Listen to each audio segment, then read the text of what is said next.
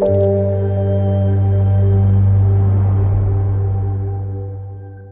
hoje nós vamos visitar o camarim de Mário Sérgio Cortella, filósofo e educador que irá conduzir uma palestra aqui em Ibirama, levando multidões por onde passa. Aqui na cidade dos Belos Panoramas não é diferente. Mais de 2.500 pessoas confirmadas em 2 sessões lotadas. Pavilhão Manuel Marchetti lotado. Vem comigo que a gente vai contar um pouquinho da história e, é claro, fazer algumas perguntas e conhecer um pouco mais deste que com certeza leva multidões por onde passa. Estou falando dele, Mário Sérgio Cortella. Olha, o Khalil Gibran dizia que as grandes dores são mudas. E quando as pessoas conseguem fazer com que aquilo que está acontecendo, que não é algo a ser deixado de lado, mas também não é algo que não tem alternativa, quando consegue falar sobre isso, vir à tona, comemorar, refletir, pensar, é isso que é decisivo, né? Portanto, é um sinal de esperança ativa. Não uma esperança que aguarda, mas uma esperança que vai buscar.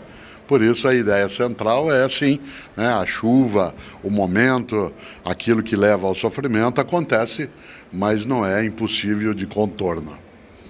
Agora, Cortella, pegando um paralelo a esse teu depoimento e seguindo a pergunta, numa das suas falas, né, durante todos esses anos de experiência, você fala, não é difícil lançar o primeiro livro, e sim o segundo. Ou seja, a gente já passou por várias situações como essas. Então, lá no início, podemos dizer que foi fácil, mas as próximas situações acabam sendo diferenciadas, né? Sim, porque uma das coisas mais difíceis é, né, aprender pelo erro.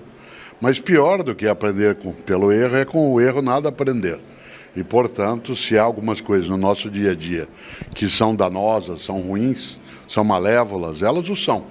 Nós temos de aprender como lidar com elas, como enfrentá-las, em vez de imaginar que não vai acontecer. Uma grande capacidade humana é a de prevenção. E essa prevenção ela vem da experiência anterior, da capacidade atual e daquilo que a gente quer evitar no futuro. Portanto, a fatalidade, ela acontece, mas há partes da fatalidade que podem deixar de vir se nós nos organizarmos antes. Agora, mudando um pouquinho de assunto e uma pergunta pessoal, para um quase monge arrastando multidões, o que deu certo ou o que deu errado?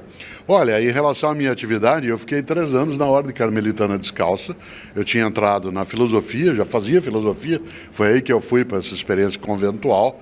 Foi uma experiência magnífica, mas eu percebi que não era a vida religiosa o caminho e eu iniciei a minha atividade na universidade. Comecei a dar aulas na PUC São Paulo com 22 anos e nela fiquei, né, por 35 anos. Tudo deu certo, né? Apenas eu não segui naquele caminho. Eu não sei se eu seria, né, um bom religioso. No caminho em que fiquei, busquei fazê-lo. Agora, como professor, eu tenho um gosto imenso de estar nessa rota há 50 anos. Eu tenho atividade em rádio desde que eu tinha 6 anos de idade.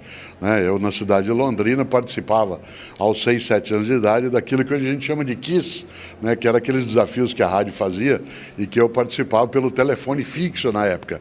Depois eu iniciei minha atividade também no rádio, né, aos 25 anos de idade e continuo até hoje. Também eu sou colunista, comentarista e eu acho que o rádio não é só uma companhia, é um mestre ou uma mestra que está ao nosso lado e, por outro lado, também é alguém que conosco aprende. A interatividade que o mundo digital permite hoje faz com que no rádio muito se ensine, né, e muito se aprende. A ideia de comunicação ela é uma via de mão dupla.